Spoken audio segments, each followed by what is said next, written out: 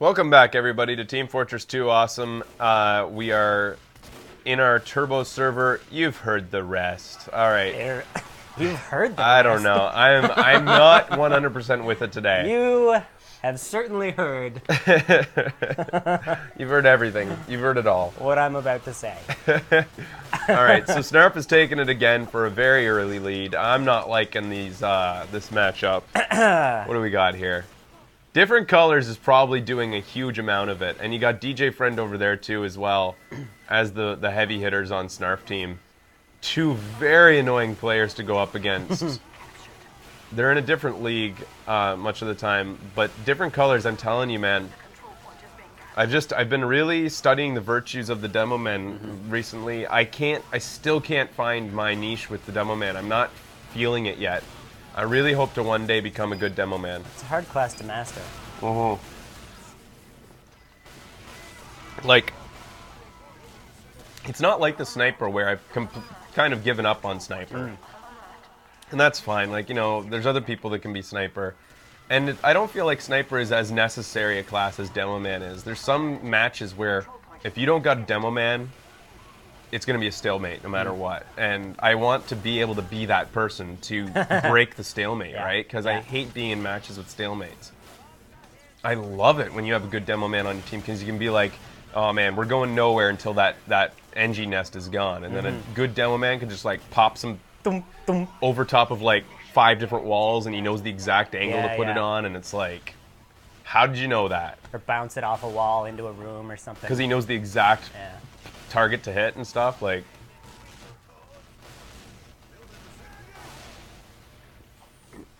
fucking Neocitrin. Pretty disgusting. Daytime is horrible. Yeah. Man, dude, you seeing this? Sorry, I just drank the granules at the bottom. Snarf just I don't think I'm ready to start counting these matches yet. Yeah. that was I don't think we're gonna count these matches yet. This is we're changing the level apparently. I'm not ready to call that a Snarf win. That was the way that these matches work. By the way, guys, we're calling them Snarf and Dirt, but there's no set teams. no. Always random. It's not very serious because I mean, how can it be when? And on the cart pushing missions. Yeah, exactly. It's red versus blue, so like Derp is blue and Snarf is always red, mainly because we don't want to get confused with which team is which. Maybe later we'll end up making it so they switch up, but I don't really want to. I like that we have certain colors because we're wearing the colors that we are today and stuff. I like it. And the idea is that it's not serious. Is that our server isn't super serial, so like who cares? Cereal. But what was I saying? Yeah, the way it works is like we try to wait until. Usually it doesn't take this long, but we try to get good even teams by relying on the scrambling system to kind of even things up. And then once we feel like the teams are nice and matched, we go from there. This is I really like this level now.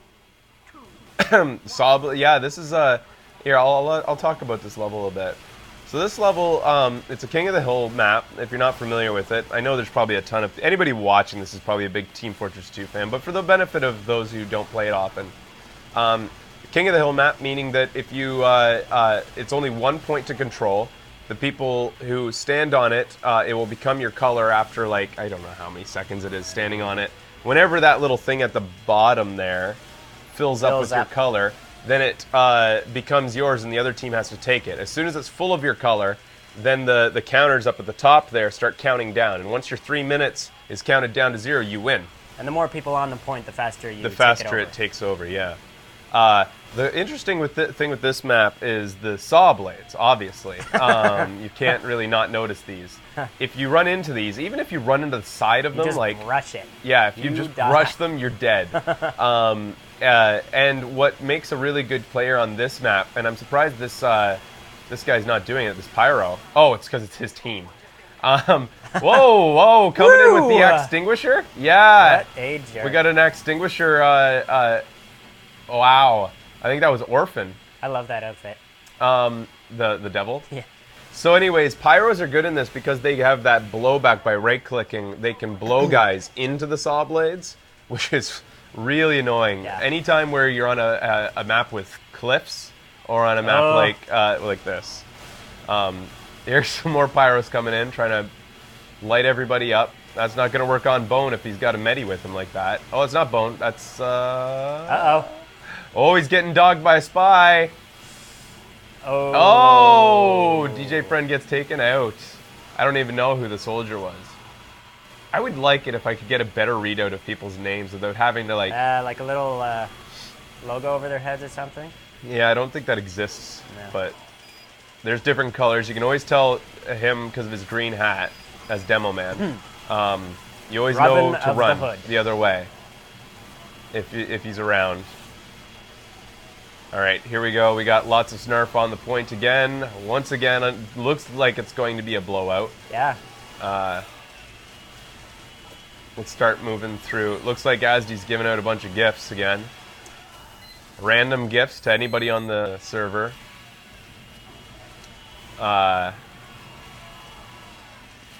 He likes to do that. Santa Claus. That's the nature of turbos. Always giving each other stuff. But mainly Asdi and Neko. Wow. Let's see here. So what's JBN's? I'm not really familiar with JBN's, but he's using the classic rocket launch Quake 2 or Quake Yeah, I've never rocket used launcher. that. I'm not a fan. No? Yeah. What are its benefits? I don't know. I think it's just normal, except it shoots from the center of your character. Does that, if you like does that have that. 4 rockets? Or Whoa! Twillion coming in. Oh! Just takes out 3 before he gets taken down. what a dick. Benemo. I've been calling him Bellamino because that VL in front of him. Bainemo. Coming in with the black box to help out his team here. Derp looks like they've got it locked down. We do. Snarf on their way in through the front door. I'm gonna come away from this guy for a second. Let's see how many Snarfers are coming up here. Oh, there comes the cavalry. 2 heavies, couple medis. This is gonna be probably a slaughter. I mean, I don't know what they have in there to combat this. They had 1 heavy med. They're gonna. Oh, a spy might have turned the tides if that pyro hadn't come up from behind like that. These guys, the medics, trying to stay around the corner, trying to heal 2 heavies at once. I don't know what happened to his other buddy, his colleague. Oh, you better retreat, pal. Neko, he's out of there. All right. Wow, they held it down. Yeah, they just did. with 1 heavy remaining. Oh, a heavy med Heavy med. remaining. With the brass beast, which tends to... Oh, and they just Ubered. Looks like they're going to hold it even longer. I would have saved it for a bit longer. I wouldn't have been too afraid right now because there's not much going on out there. I think we got an itchy trigger finger on that medic.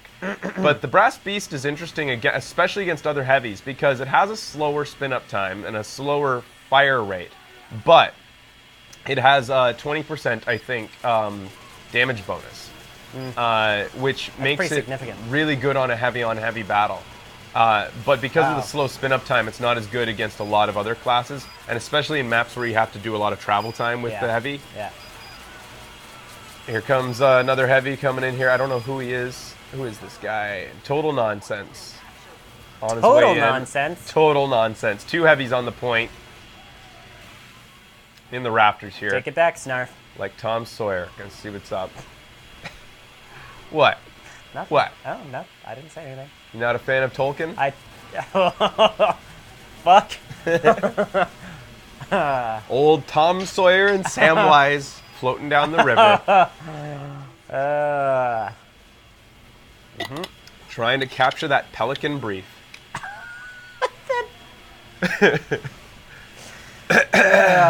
It holds the secrets to the Da Vinci Code.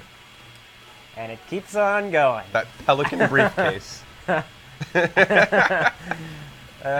want to see a comic about the Pelican Brief. I have never seen the movie. It's a pretty good movie. And as a kid, I always thought, every time I heard the title, thought that it was about a lawyer who like needed to get his briefcase back because it had like a bunch of secret information.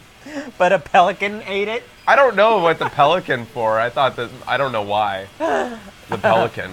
I just thought adult movies were stupid. Oh, no. I want to see a cartoon of a pelican wearing briefs. The Pelicans briefs. Excuse me, guys. Oh, wow. Derp took it back. It looks like we finally got even teams now. Derp took it. So this started off with what looked like was going to be a Snarf blowout. Yeah. Got a celebratory rake playing by the Pyro on the point. All right, so that's 1-0 for Derp. I feel like we're at even teams now. We can count Seems that. a little more even. Because that started off with Interesting how Derp won. Well, hey, I was about to call this... well, yeah, that's true. I was going to say... It does seem more even, though. Yeah, it does. Because it started out with like what was going to be a shutout, and then it came back.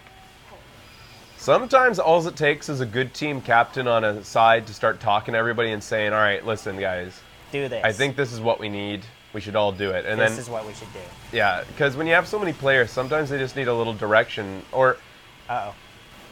I find that a good spy often should be very information giving to his team because he has the opportunity to get behind enemy lines and know what kind of is going on.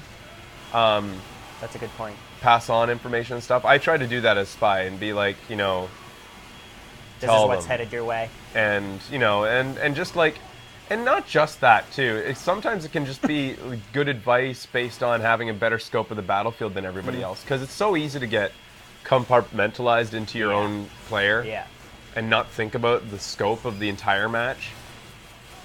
You know, I used to really love big matches like this, 24 on 24. But I've started to really see the virtue in like 9 on 9 smaller games because it's just so much easier to do that, like get the scope of a thing. Like I used to like the big matches because there's so many people to shoot. You just shoot a rocket somewhere, you're gonna hit somebody. But after a while, you start to like. You can figure out your role a little easier. That's true. Too. Yeah.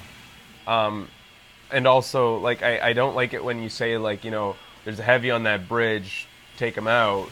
I was saying this earlier to the people in the server. You know, take out that heavy on the bridge or whatever, and then they go there and there's like 2 heavies, or maybe there's like no heavy, but there's 2 heavies behind the bridge now or something. Like it's just such a, with a big game, you have no idea what's going to change in that time when you die and tell people about it. Whereas with less players, it's very less likely that there's going to be like, you know, take out that medic. There's not going to be 5 medics. Yeah. There'll be 1 medic, and they know that they got to target them or something. Right. That was really drawn out way to say that. Derp's got a bit of a lockdown. Yeah. Here. Tides have turned. Is that a saying? I believe it is. Is it? That makes no sense. Tides don't turn. They change. Yeah, they change. The tides. No, the tables have turned. Tables have turned because of how they used to have rotating tables in old-timey times. Oh, I thought that spy tried to take out the little the little modest nest they have going here. Too refined. I thought that was Bone because he usually wears a cowboy hat as the NG. Trying to move the camera a lot less this episode because I found after watching episodes back on the matches, I found that it's kind of annoying as a viewer to see the camera moving a lot. Going all over the place.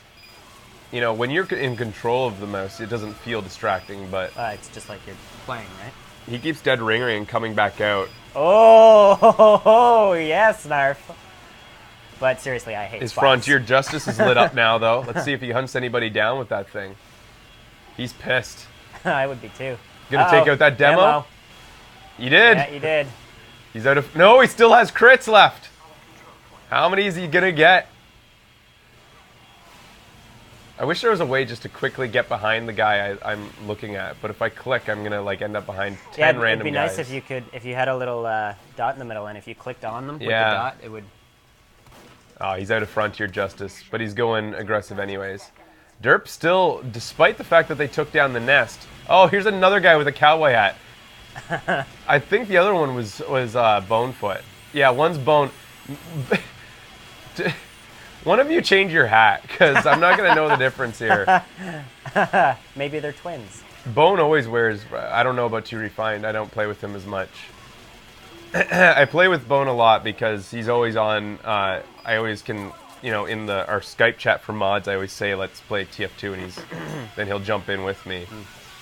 That's the main reason I know these guys better than other people. All right, now Derp's blowing it out. We'll be back after this with more.